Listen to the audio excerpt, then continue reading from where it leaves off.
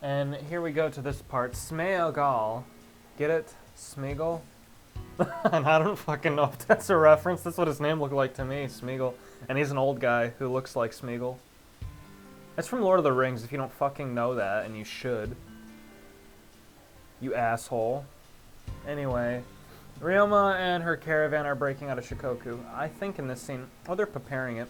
They're stacking a bunch of leaves and making a fire, and then the guards freak out. I don't know why they would give the slightest fuck in the world about a fire happening behind the gate, but whatever. It's been a long time since I've read these as well, because I don't know, maybe I should reread them. I don't know, it's like rereading a book. I don't reread books because I just know what's going to happen, and it's boring. I'll skip a whole paragraph because it's describing someone's facial features. Okay, I don't give a shit. I already know this. And nothing changes when I read a book. You know? Kind of like when I read this, I guess. I'll still see the same things, like, I don't know. I won't imagine anything new. At all. But no one dies. They're all happy after they break through the gate. I'm not sure how much it'll show in the scene, but there are still... these guys, Takuga and Hojo have a few more sequences like this that are important. Armies that I haven't introduced you to, Akashi has quite a few like this. Mouri, they do not. Theirs are a lot less important. They don't really explain anything special about them. It introduces the daughters and gives you a taste of their personalities here and there, but it doesn't tell you anything about Motonari, the leader, at all. And once you see him, you haven't even seen him yet. You'll be surprised. But I know it'll be introducing Mouri how soon because Takuga's getting involved with them. So that's why I bring them up. I mean, these are Mouri soldiers, some guys with no pupils and interesting hair. I guess they only have a few people guarding this gate, which also doesn't make very much sense. I mean, look at the gate in the CG, I see it as stone. So I assume the fire wouldn't matter. Maybe I'm stupid. And maybe it's, like, are Ryoma and her friends really the first group of people to try and breach this gate? Really? Damn. A lot of retarded people get sent to Shikoku too, I guess. So. And the territory that they break out of the gate into, that territory is interesting. It only has 2 cities inside of it. The first one is a castle, the second one is an empty field type deal. And it's one of the only territories that I've actually lost to enemies. And it's because it is just those 2 things. So I've lost it and gained it and switched places with it several times. It's not a really good spot. And where it's located sucks so bad because a lot of main powers are centered around where this territory is at that they're going into. And it gets fought over a lot. I don't like it. It also has a unique thing there. You can hunt for pandas and kill pandas to raise its national power. That'll actually happen in a lot of places across the map. In Shikoku, you can hunt and kill ogres to gain levels for your commanders. Sure, cool.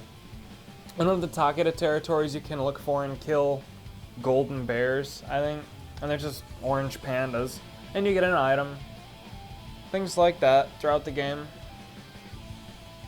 That you can just find, like the Bowtown hunt in Owari that I did way in the past I did it, and it's just a simple thing. I don't know. There's not a lot of time to do those in your first playthrough, but if you want to do them, that's not going to stop you.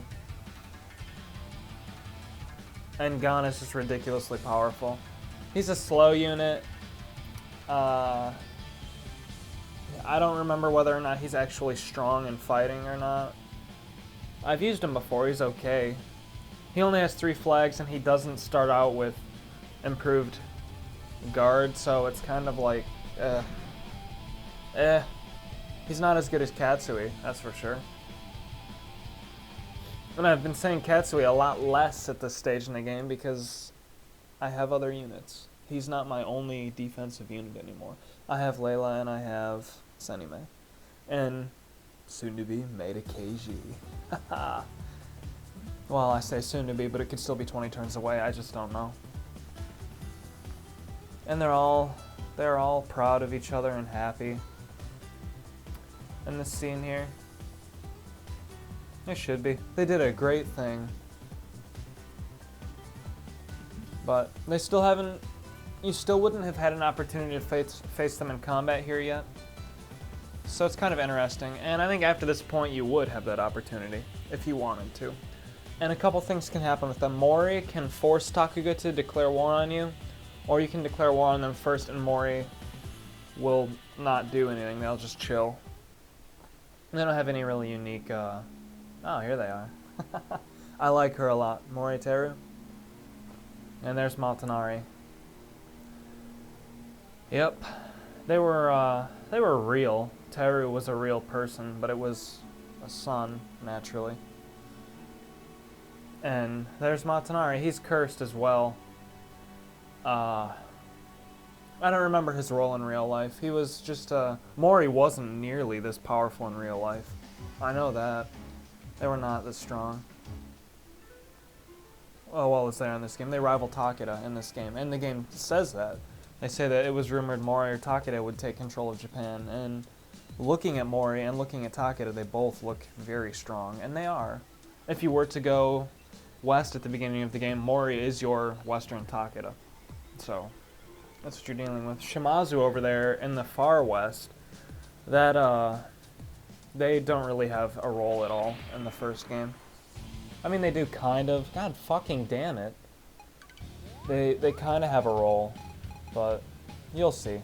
You'll see that later on too. What am I doing? There we go.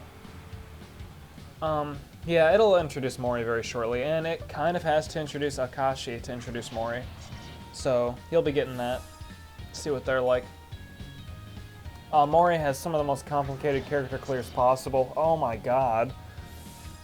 And I'll explain those when it introduces you to the individual characters. And now I have another chance to go to Uesugi. I thought that I would, but here's this. A text-heavy portion of the Let's Play. My apologies if it's not your thing. It's just Natori going back to the Miko Institute and figuring shit out. And Rance is stalking her, naturally. He doesn't have anything more important that he could possibly be doing, you know? At all. He's just doing this. He's got no armies to lead. But my plans are currently to... Should an event happen with Uesugi, I'll be able to fight them and possibly conquer them this turn, but I don't think it's going to happen, which really sucks. And I still don't know Takeda's actions. I don't know what they're planning. I don't know what they're going to do. I don't know if they will capture Uesugi before I've had it, or if they'll switch to Hojo. I also need to make sure and see what gourd I'm on, because that's actually quite relevant right now. If I take Uesugi, and they have the last gourd that is necessary, then I'm not going to be able to fight Hojo right away. I'll have to just wait. And a whole lot of shit will happen. But you'll see that when it comes. And there's a lot to talk about. And it deals with Honnoji and Nobunaga. And a certain historical event at Honnoji, which is very poorly represented in this game, I must admit. But whatevs, you'll see. It'll be so great. And now they are in Japanese symbols talking. And I guess Natori does explain to Rance what her duty is. Or maybe he just says, fuck it, I don't care. Yeah, there you go. He's a very serious person. And my apologies if you like Natori a lot. I'm probably not going to do a lot with her. I've explained that her character... And she doesn't hate Rance, which is weird. Her character clear, you gotta clear out Orochi's dungeon. Which... I don't think you can do that in your first playthrough. Honestly. And if you can, well, kudos to you. Oh, let's scout. Maybe Kenshin doesn't appear as often at this point. Oh, yeah. Well, this will be interesting. Let's do it. Send in Natori so you can see what she's all about. Cats can go here. Senime. Maria. Good old Gonko. And that'll probably do it. Yeah. And Natori doesn't have a guard. I probably should have given her a guard. Nah. I'll do this. All guard. Up in the front row, you can see Katsuko. Well, yeah, this is worth noting. When you conquer Uesugi, all the other armies in the game usually have a hentai scene related to the leaders. You don't get one with Ai. You don't get one with Kenshin.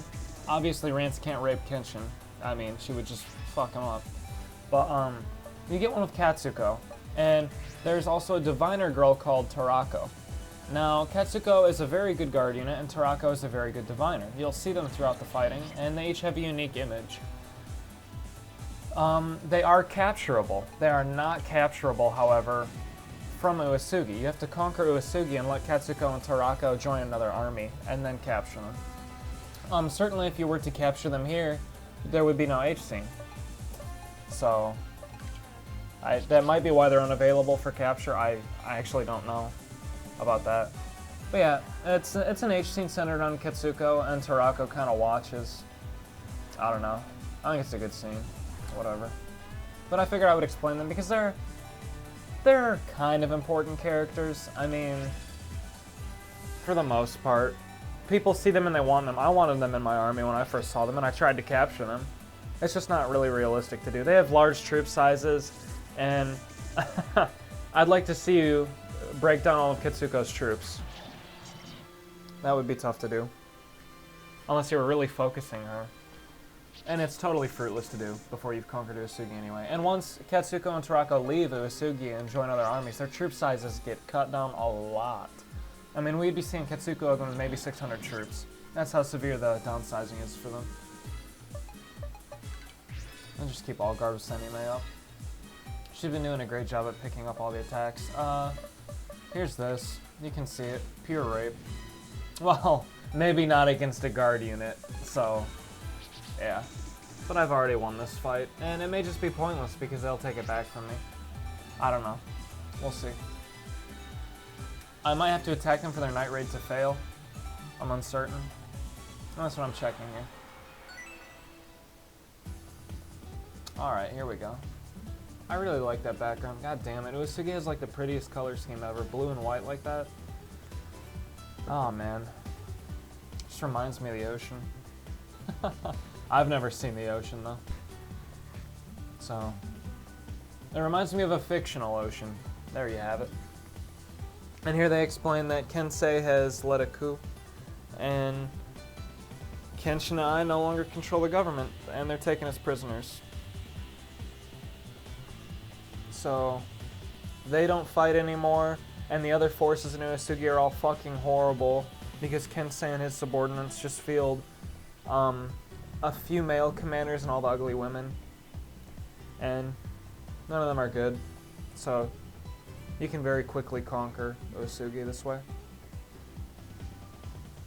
And it's kind of why it's not really climactic when you fight Uesugi because of this. It still works out though.